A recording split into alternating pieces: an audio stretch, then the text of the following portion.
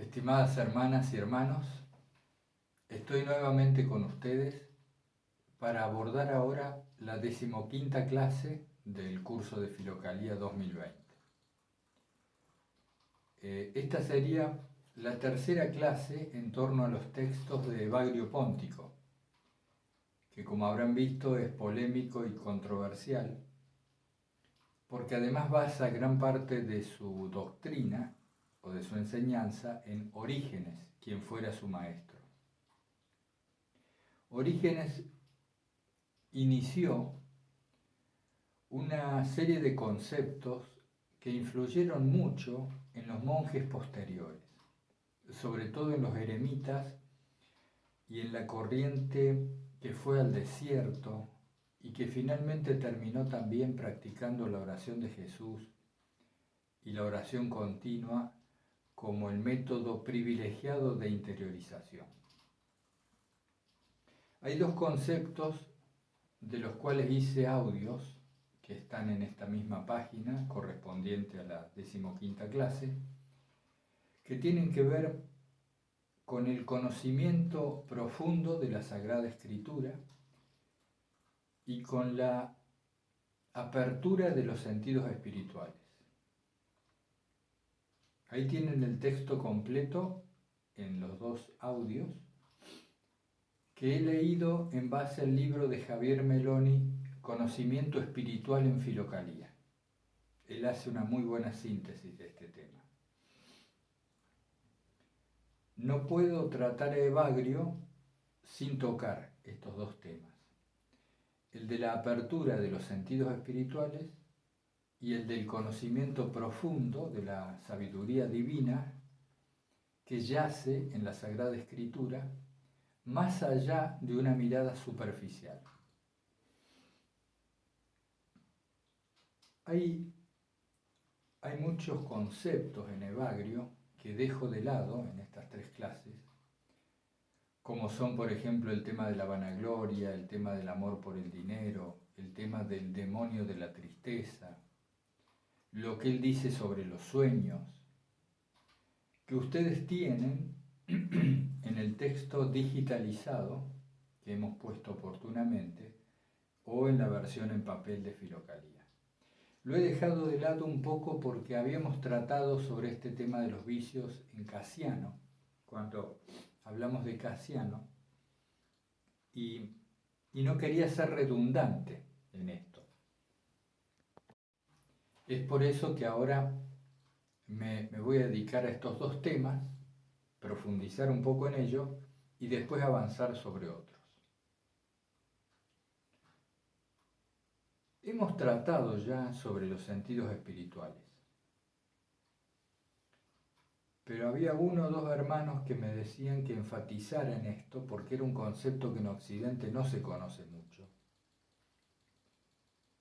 y que en realidad tiene mucha importancia para nuestra vida espiritual. Los sentidos espirituales son el equivalente a los sentidos físicos en términos de espíritu, en términos inmateriales. Implican una percepción muy diferente de la vida. Dicen los filocálicos que los sentidos espirituales están aletargados en nosotros a causa de la caída. Esto ha llevado a una desproporción, a que percibamos con mucho mayor énfasis lo que proviene de los sentidos físicos que de los espirituales. Entonces, hay un oído espiritual, hay un ojo, una mirada espiritual, un tacto espiritual, un olfato espiritual. Como dice en el audio que les grabé, el olfato para percibir el perfume de Cristo, o el tacto para percibir el toque místico, o para escuchar la voz de lo sagrado. Estos sentidos espirituales no se abren mientras la persona está sometida, está siendo esclava de las pasiones. El término griego que ellos usan es pathos, P-A-T-H-O-S,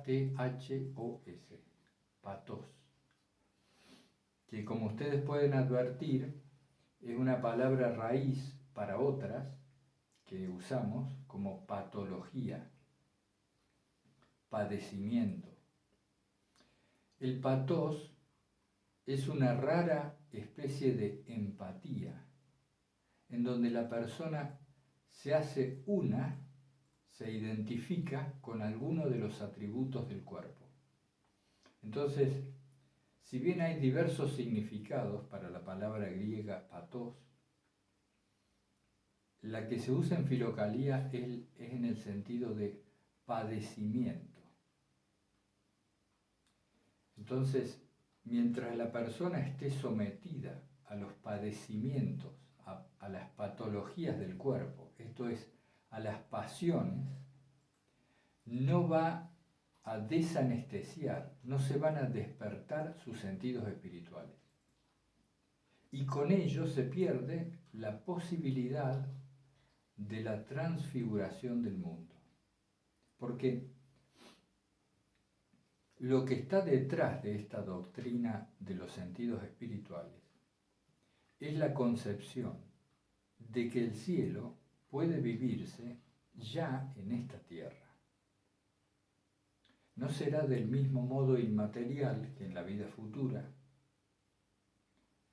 pero sí en el sentido de una transfiguración profunda del mundo que involucra con claridad la percepción de la divina presencia. Ustedes escucharán en los audios que grabé del libro de Meloni que se habla de la percepción de la luz, de una luz que ya veremos cuando tratemos a Simeón, el nuevo teólogo, no el pseudo Simeón, sino Simeón, el nuevo teólogo. Se habla de la percepción de una luz, que esa luz es la gracia misma y que ella es perceptible desde estos sentidos espirituales. ¿Cómo puede la persona liberarse de las pasiones? Primero tenemos que detectar, según los filocálicos y Evagrio en particular, tenemos que detectar el vehículo de las pasiones. Esto es el deseo. El deseo, en sus múltiples manifestaciones, denota nuestra pasión. El deseo implica la vida del cuerpo. Si nosotros nos sentimos cuerpo y nos dejamos manejar por él, es decir, si nos hacemos idénticos, identificamos con él, el deseo es la norma de toda nuestra conducta. Siempre buscamos algo que no hay o algo que no tenemos. El cuerpo no tiene la plenitud. El cuerpo es carencia. Siempre tiene una carencia, una falta. Por lo tanto, a cada falta le corresponde un deseo equivalente que pretende completar, compensar esa carencia. Viviendo la vida del cuerpo, situándonos como un simple cuerpo, no hay forma de que los deseos disminuyan, por lo tanto que las pasiones se aquieten, se silencien y que los sentidos espirituales se abran. Evagrio y otros monjes en Filocalía dicen que el deseo nos esclaviza porque nos olvidamos de que somos transitorios y de que todo beneficio que se obtiene merced al deseo es pasajero, es transitorio. Haciendo caso omiso de que somos peregrinos, de que estamos de camino a la casa del Padre, queremos afincarnos aquí, hacer de este territorio, de esta tierra y de este cuerpo nuestro hogar permanente.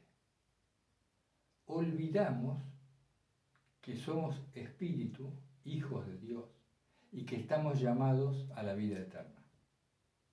Pero la vida eterna no es la vida del cuerpo. Por eso Evagrio y otros monjes insisten mucho cuando hablan de la ascesis, de la ascética necesaria, del camino de la ascensión. Insisten mucho en el recuerdo de la muerte. Y no por una morbosidad, sino porque si olvidamos lo transitorio, la finitud humana, la muerte del cuerpo, nuestra conducta tiende a desvariar en pos de los placeres múltiples. Placeres que son fugaces y que nunca sacian el hambre de felicidad, de gozo, de dicha profunda que tenemos como un llamado. Estamos llamados, tenemos la vocación de la dicha eterna, del gozo. ¿Por qué? Porque estamos hechos a imagen y semejanza de Dios. Esto implica el atributo de la apatheia, de la impasibilidad, de la paz profunda. Estoy mirando las notas que tengo en una pizarra. Es decir, el impasible es el que no está sometido a patos, el que no es afectado, el que no es influenciable. ¿Cómo es posible que no seamos influenciables, que los estímulos no nos afecten, que las pasiones del cuerpo, esos humores y las sustancias de la carne no manejen la conducta? ¿Cómo es posible? Primero es reconociéndonos espíritu. Sea que lo tomemos, hermanos, como que nuestra esencia es espiritual, sea que lo tomemos como que lo único que soy es espíritu, del punto de vista que quieran tomarlo. Si no reconocemos, al menos, que nuestra esencia es conciencia, esto es darse cuenta, esto es espíritu. Si no nos asumimos hijos de Dios, viviendo una experiencia de encarnación, no vamos a poder liberarnos de las pasiones, sencillamente porque vamos a tomar a las pasiones como nuestros deseos y no como los deseos del cuerpo. No se trata, y en esto contesto algunos comentarios, no se trata de generar una dualidad en donde el cuerpo es malo y el espíritu es bueno. Al menos no es esa la intención de quien les habla y tampoco creo de los filocálicos, sino de diferenciar lo que es cuerpo de lo que es espíritu. Si yo sigo la vida del cuerpo, eso tiene determinadas consecuencias. Si sigo la vida del espíritu, tiene otras. Ahora, ¿de qué se trata? ¿De negar el placer, por ejemplo? ¿No podemos disfrutar de una buena comida, de un buen paisaje, de la distensión del cuerpo? ¿No podemos disfrutar de una caricia que se hace con afecto? Y de tantas otras cosas que están hechas por Dios en la naturaleza del cuerpo. Claro que sí. Y es legítimo. El punto no está en el hecho, sino en el apego a esas cosas y en la importancia que le damos, en el papel que le damos en nuestra vida. Si nos ponemos a ver con atención, este ejercicio me lo hizo hacer mi maestro espiritual y fue de mucha utilidad. Si nosotros miramos con atención vamos a ver que desde que nos levantamos en la mañana hasta que nos acostamos a la noche, el 90% o más de nuestras actividades tienen como destinatario al cuerpo. Satisfacer sus múltiples necesidades y sus múltiples deseos, que no tienen que ver con lo necesario, sino con la compensación de una carencia. De una carencia que solo se puede cubrir, completar realmente por vía espiritual y no por vía física. Si no encontramos en nosotros la plenitud del Espíritu, el contacto con la divina presencia, que es lo único, hermanos, es lo único que puede saciar la sed de felicidad, de plenitud y de dicha que tenemos. No vamos a poder desapegarnos de las pasiones para que se abran los sentidos espirituales y entonces allí sí acceder a la oración pura, que es lo que Evagrio pretende con sus escritos, a lo que nos exhorta y en base a lo cual nos está aconsejando. La oración pura requiere de un aquietamiento corporal. Este aquietamiento corporal es en todo sentido. No solo hay que aquietar el cuerpo manifiestamente, en lo físico, sino hay que aquietarlo de sus pulsiones, de sus compulsiones, de sus deseos inmanejables. Y esto debe hacerse no de modo represivo, es decir, a la fuerza, porque después se produce un rebote que es peor, genera un mal o un daño peor, sino que esto debe hacerse por comprensión profunda. Cuando se produce en nosotros la comprensión de que nuestra atención y nuestra energía debe aplicarse a lo que no es transitorio, sino a lo que es eterno, inmutable. Cuando esta comprensión es real y es verdadera, la conducta cambia por sí misma y el cuerpo se aquieta y la mente tiende a silenciarse. A ver qué me queda sobre este tema. Bueno, hay varias cosas más. Voy a hacer un corte aquí y seguimos. Bueno, hermanas y hermanos, continuando, quiero contestar a dos hermanos que me han escrito, no en los comentarios, sino por correo, y me decían, pero ¿cómo puede, uno de ellos me decía, ¿cómo puede uno saber, en términos generales, de un vistazo rápido, si la vida de uno se está orientando en dirección al crecimiento espiritual, a la afirmación de lo trascendente en uno o no? En base a los textos que vamos compartiendo y en base a mi experiencia y a lo que se ha enseñado, a lo que se me ha enseñado, yo le respondo que es atendiendo a la simpleza creciente de nuestra vida. Nuestra vida cotidiana, nuestra vida en general, está siendo cada vez más simple o cada vez necesito más cosas, más situaciones y más personas para seguir adelante.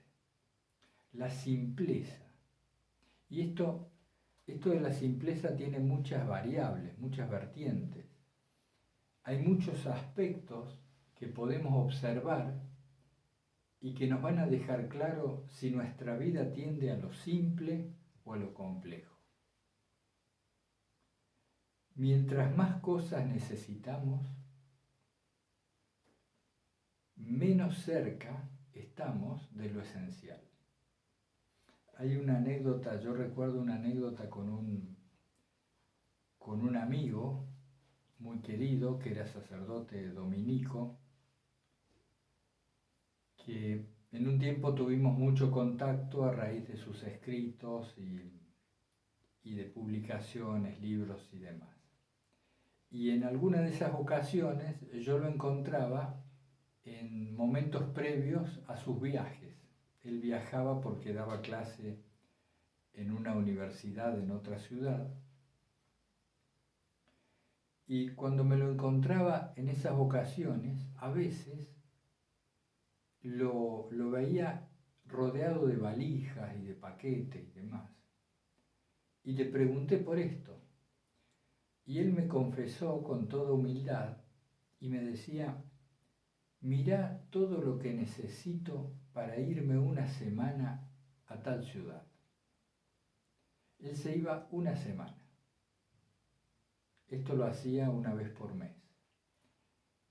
Y tenía una valija que llevaba llena de libros, otra llena de ropa.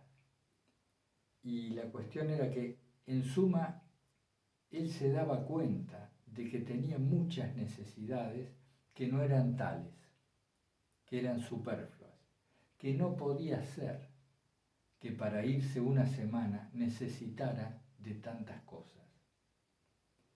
Y bueno, esa humildad lo llevó poco a poco también a ir simplificando su vida, y charlamos en otras ocasiones sobre esto, de cómo la simpleza, el vacío, la desnudez creciente, cómo el desierto puede ser traído a lo cotidiano hoy mismo, en esta actualidad. No necesitamos de tantas cosas.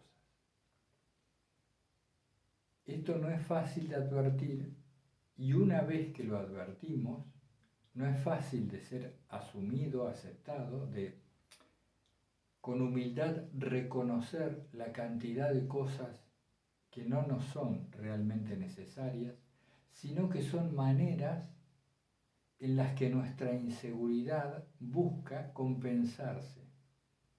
Buscamos aferrarnos a cosas, sean estas de tinte espiritual o de tinte meramente material, buscamos aferrarnos porque nos sentimos en la incertidumbre, porque no estamos anclados en la confianza en Dios. No nos abandonamos a la divina providencia. Esto nos pasa a todos. Cuanto menos nos abandonamos, más queremos de lo de afuera. Lo podemos justificar de muchas maneras. Pero bueno, ese es un buen parámetro que podemos tener en cuenta, la simpleza de nuestra vida, la sencillez de nuestra vida, que implica una cierta austeridad, una cierta frugalidad,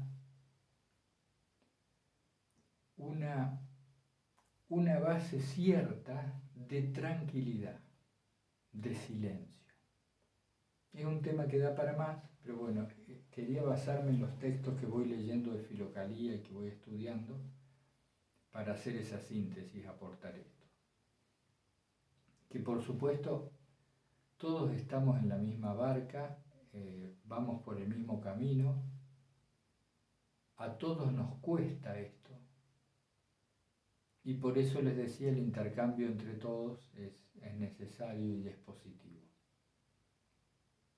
Estos días atrás no he tenido oportunidad de contestarle los comentarios que han puesto en el blog, por circunstancias que ustedes conocen de índole personal, pero les agradezco mucho esa participación y ese compartir. Otro tema que otra persona me compartió, me comunicó por correo, es el tema de la atención, al que tanta mención hacemos a raíz de los textos filocálicos. Y a raíz de esa consulta quiero hacerles una aclaración que me parece importante y poco habitual, no es muy conocida. Ustedes saben que nosotros podemos dirigir nuestra atención. podemos atender a esto, a aquello o a lo de más allá. Por lo general, tendemos a identificar el flujo de la atención con los sentidos. Es decir, si miro para allá, atiendo hacia allá. Si mis sentidos se dirigen hacia allá, estoy atendiendo hacia allá. Pero hay una atención verdadera, una atención profunda, una mirada cierta que no depende de los sentidos. Fíjense en esto, así se me enseñó. Se me dijo, fija la vista en un objeto cualquiera. Entonces yo salí a caminar, estaba con mi maestro espiritual en un terreno boscoso. Yo salí a caminar y fijaba mi vista en un árbol. Y se me dijo, pero ahora, sin mover los ojos, es decir, mientras tus ojos siguen mirando el árbol, atiende a lo que se ve sin mover la mirada. Entonces yo veía, con cierto esfuerzo, claro, que aún mientras mis ojos y por lo tanto mi mirada permanecía concentrada en el árbol, yo era consciente de cosas que no estaban en el punto focalizado, en el punto de mira, sino en los laterales, en lo que se llama la copresencia.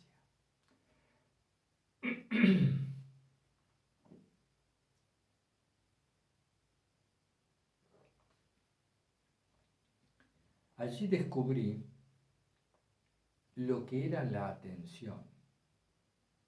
La atención no es solamente el punto al cual se dirigen nuestros sentidos, sino que hay una mirada interna, una mirada interior, que está detrás de los sentidos, que los utiliza, pero no necesariamente como nosotros creemos. Disculpen, andamos con la garganta como en estas épocas.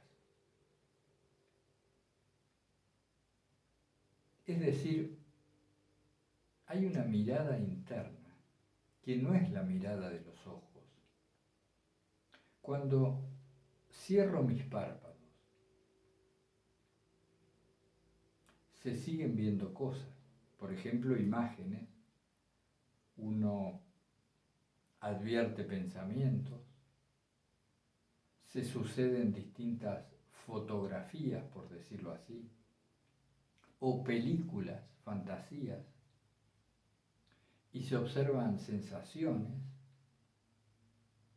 ¿Con qué ojos se ven esas imágenes? ¿De dónde sale esa mirada? Porque no serán estos ojos que miran hacia afuera, hacia la aparente afuera. Hay una mirada interior que es la verdadera atención, que es la que da luz a los ojos. ¿Con qué ojos miramos los sueños? Cuando nosotros estamos soñando, en el sueño onírico. Con la misma mirada que yo descubrí en este ejercicio del cual les hacía mención, cuando mirando un árbol, sin embargo me puse a atender a cosas laterales, a un perro que pasaba por allá. Sin embargo mi mirada seguía por aquí. Es decir, había un movimiento interior que el ojo no manifestaba. Este movimiento interior de la atención estaba detrás del ojo y podía ver no solo lo exterior, sino los contenidos de la mente.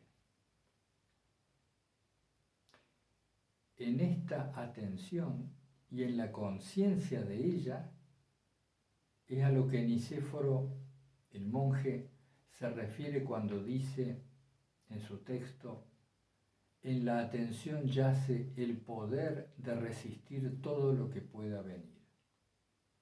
Es decir, hay una conciencia, hay un darse cuenta que está muy por detrás de los sentidos físicos. Y esa conciencia es impasible. Y a eso nos señalan los textos de Filocalía, sobre todo algunos particularmente, entre ellos Evagrio, Simeón, el nuevo teólogo, Esciquio de Batos y muchos otros.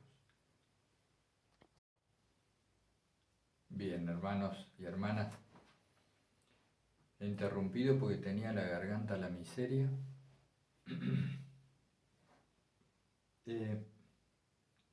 Este tema de la atención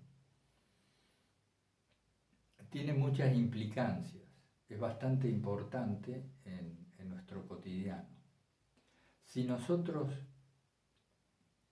logramos detectar con claridad el registro, es decir, la sensación de esta atención, de esta conciencia clara, que de algún modo somos nosotros mismos, que observamos la múltiple manifestación de los fenómenos, incluidos nuestros sentidos, esta atención empieza a fortalecerse. Empezamos a ser más conscientes. Y al ser más conscientes, pareciera instalarse cierto manejo de la conducta. No sabemos con certeza si esto es así o no, pero sí podemos observar que la conducta de la persona va cambiando. Se hace, en cierto modo, más inmune a los estímulos que van ocurriendo.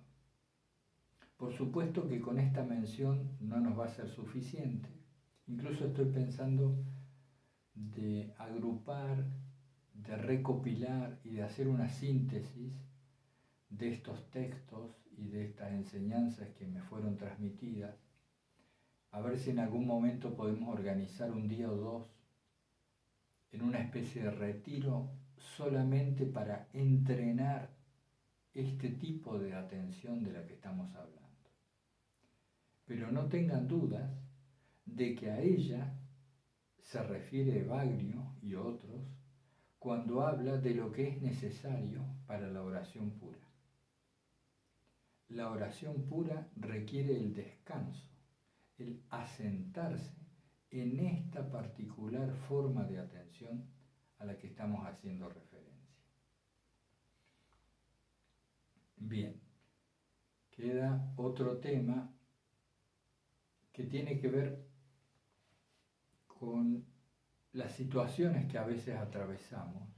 Esto también deriva de una consulta. Ustedes disculpen que yo mezcle un poco de Evagrio con algunas consultas que se me hacen, porque en cierto modo para mí va siendo todo lo mismo, ¿no? Vamos uniendo Filocalía a lo que vamos aprendiendo y a lo que vamos tratando de practicar.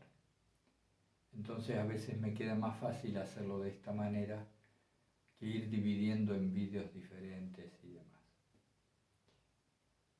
Sé que a ustedes el tema también les interesa, que tenía que ver con situaciones o circunstancias muy particulares en donde la persona se encuentra en una crisis muy fuerte, de mucha intensidad, donde la oración de Jesús le resulta esquiva.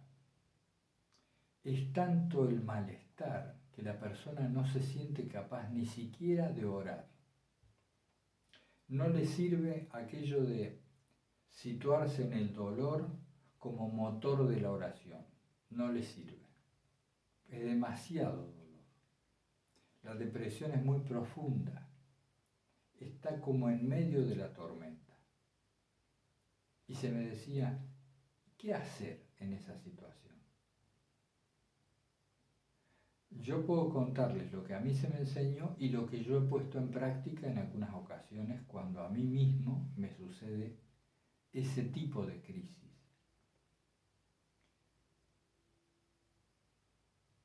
Cuando ni siquiera podemos orar, cuando ni siquiera podemos elevar el intelecto a la mera mención de la frase de la oración de Jesús, porque estamos demasiado sumidos en el dolor, se me dijo que uno debía apelar a la motricidad, al movimiento mínimo que nos empezara a sacar de la situación. Me explico más. Aún en medio de la más fuerte de las crisis, cualquiera de nosotros aún maneja el movimiento de las manos. Y aún sigue habiendo una mirada. Se me dijo, fíjate en dónde estás. Por ejemplo, estoy en un escritorio. Fíjate en los objetos que están sobre el escritorio. E intenta simplemente ordenarlos, darles un orden mejor del que ahora tienen. Y esto me fue posible. No me era posible orar, pero sí me fue posible mover el vaso, acomodar la botella de agua, poner la carpeta más allá y los anteojos más aquí. Y entonces el escritorio estaba más ordenado que antes. Tomé los papeles, los puse en el cajón y la lapicera también. Curiosamente, esta simpleza, este pequeño acto de ordenamiento mínimo de algunos elementos, produjo una simultaneidad en el interior. Algo se empezó a ordenar adentro. Y esto pareció dotar de más fuerza el ánimo. Entonces se me dijo, ahora ve y ordena la habitación entera. Entonces me apliqué a esa tarea. Y luego, y lo digo como un simple ejemplo, barre el terreno circundante. Yo estaba en un lugar que tenía un terreno alrededor de tierra y de guijarros, de piedras. Tenía que barrer ese lugar. Entonces, a medida que pasaban las diferentes actividades, yo iba intentando darles un orden. Esto es una armonía. ¿Y qué es una armonía? Sino una relación entre ellas, entre los distintos objetos, que se correspondieran a lo que me parecía bien. A mí me parecía bien que esta piedra debía estar aquí, que este banco para sentarse más aquí, que estas hojas debían ser recogidas. Y esto se iba produciendo en una simultaneidad con el alma, con el interior. Al cabo de poco tiempo me sentí mucho mejor que antes y mi ánimo ya estaba en condiciones de rezar. Ya era capaz del Señor Jesucristo, Hijo de Dios, ten misericordia de mí.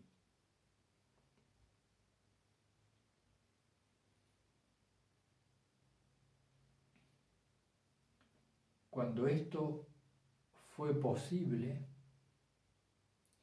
posteriores modificaciones también sucedieron. Y entonces, al cabo de poco tiempo, uno ya estaba fuera de la tormenta. Se encontraba en una situación diferente. Muy bien. Entonces, en estas situaciones particulares de fuerte crisis, conviene atenerse y atender solo al presente. Porque mucho de las tormentas que atravesamos tiene que ver con que la mente se nos va al pasado o se nos va al futuro. y las cosas que la mente se dice respecto de su propio pasado y de su futuro tienen que ver con la esencia de la tormenta anímica que estamos viviendo. Entonces, esta técnica que a mí se me enseñó tenía que ver con una atención excluyente, exclusiva al momento presente. Es algo por todos conocido. Hoy en día se habla bastante de esto en círculos espirituales, cristianos y no cristianos, y verdaderamente es una técnica útil. Porque al fin de cuentas, el presente es lo único que hay, lo único que tenemos. Si logramos enfocar nuestra atención solamente en el ahora, en este instante, vamos a ver que muchos de los problemas que nos parecía que existían en nuestra situación no son tales. Entonces, dedicarnos a ordenar lo más inmediato que tenemos, nuestra habitación, nuestro escritorio, el patio, la casa, lo que fuera, provoca una simultaneidad en el alma. Y ya cuando esa simultaneidad se produjo, nos encontramos con otro horizonte, con otra situación que a lo mejor allí sí podemos rezar la oración de Jesús o la oración de nuestra preferencia, y entonces empezar a ascender nuevamente hacia una situación mejor. Bien, el segundo aspecto de Evagrio y de los monjes de Filocalía que quería enfatizar hoy es el tema del conocimiento profundo de la Sagrada Escritura. A partir de Orígenes, que empieza a hacer una exégesis, una interpretación alegórica de los textos bíblicos, se genera toda una corriente que intenta profundizar en aquello que está entre líneas y aquello que en el mismo texto de la Sagrada Escritura puede uno interpretar o buscar un significado que no está a la vista, sino que está más oculto. Pero como bien se dice en los audios que grabé del texto de Meloni, este significado oculto en la Sagrada Escritura no deriva de un esoterismo, de un conocimiento que está reservado a una élite, sino que deriva de una situación espiritual del que accede a la Sagrada Escritura. Y en ese sentido, Filocalía dice, volviendo al punto de las pasiones, que si uno todavía se halla esclavizado por las pasiones, no va a poder acceder al conocimiento profundo de la Sagrada Escritura. Ustedes saben, bueno, quizás no, muchos de los eremitas que iban al desierto y muchos de los filocálicos estudiaban de memoria la Sagrada Escritura. No se olviden que ellos consagraban su vida enteramente a la ascesis, a la tarea espiritual. Y alguien que a lo mejor iba al desierto a los 25 o 30 años de edad, se pasaba 50 años memorizando la Sagrada Escritura. Y a veces repetían la oración de Jesús o repetían los textos bíblicos. Y de ese modo vivían en una continua presencia de lo sagrado. El acceso a la profundidad de la Sagrada Escritura tiene en la actualidad un reflejo, un remanente en aquello que llamamos la lectio divina, que en su origen era el acceso, merced a los sentidos espirituales, al sentido profundo de los textos bíblicos. Entonces, uno de los consejos que dan en Filocalía, particularmente también Evagrio, es la lectura y la relectura muy pausada, muy silenciosa, versículo a versículo del texto elegido. Y esto implica una práctica y está útil para nosotros. Cuando uno lee y relee los versículos elegidos, ellos decían que había que empezar en alta voz, es decir, leyendo el texto con voz audible, para que la palabra de Dios penetrara no solo por nuestros ojos, sino también por nuestros oídos, y que la paladeáramos con la boca. Esta palabra sagrada que está viva y que es operante en el alma, que es transformadora por sí misma.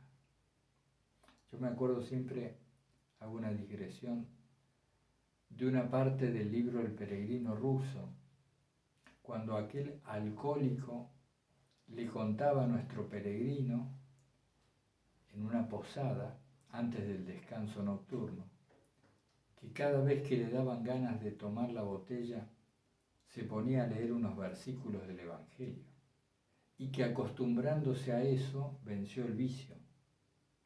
Bueno, de algo de eso estamos hablando, del poder de la palabra y de cómo la palabra de Dios transmite un algo intangible que nos transforma.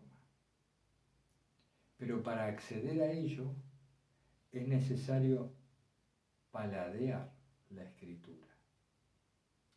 Y repitiéndola una y otra vez, los pensamientos se aquietan y se hace accesible a nosotros un sentido y un significado más profundo del que habitualmente le dábamos, o del significado lineal, literal, que se nos ha enseñado en la catequesis cuando jóvenes, o que habitualmente se predica en general.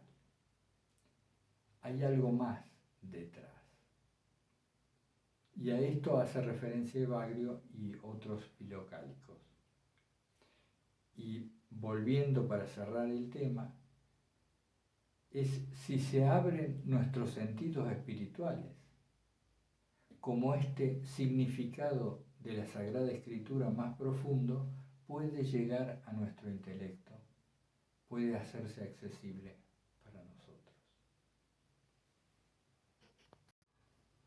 Bueno, hermanas y hermanos, para terminar la 15ª clase de Filocalía sobre Evagrio y algunos otros temas que se derivan de su doctrina, quiero compartirles parte de 2 párrafos de los capítulos sobre la sobriedad que figuran en Filocalía. Dice Evagrio: el monje debe permanecer siempre como si fuera a morir al día siguiente y al mismo tiempo usar de su cuerpo como si fuera a vivir por muchos años. Lo primero, elimina los pensamientos de pereza y torna al monje lleno de celo. Lo segundo, conserva ileso el cuerpo y mantiene incólume la continencia. Repito, o me quedo de todo el párrafo, que es muy rico en contenido, con aquello de que el monje debe permanecer siempre como si fuera a morir al día siguiente. Fíjense, hermanas y hermanos, cómo sería nuestra conducta si nosotros estuviéramos conscientes de eso, de nuestra posible muerte, de la muerte inminente del cuerpo. Y después hay otro párrafo que dice: es necesario que conozcamos el camino seguido por los monjes que nos precedieron y que nos mantengamos firmes sobre estos caminos, ya que son muchas las cosas que ellos han dicho y hecho óptimamente.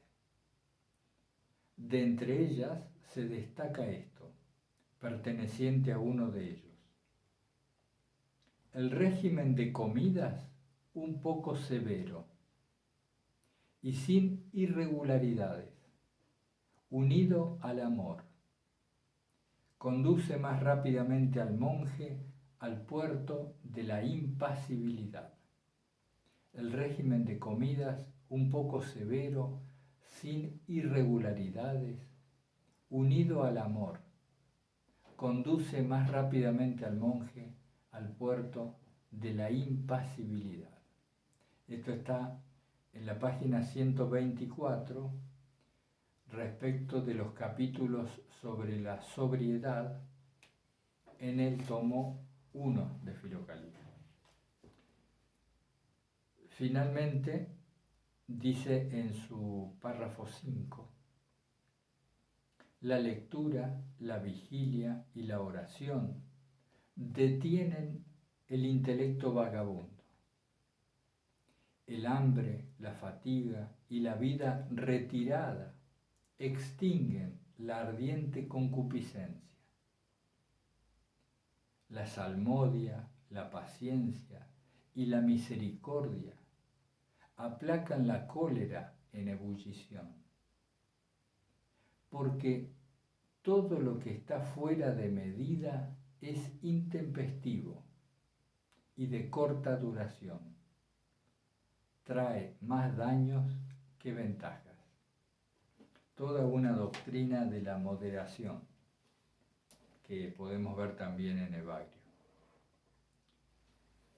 Bueno, hermanas y hermanas, espero que estén bien. Continuaremos la semana entrante con la 16ª clase de Filocalía. Que Jesucristo, que vive siempre en nuestro corazón, nos dé la gracia de permanecer en paz y confiados a su voluntad. Hasta pronto.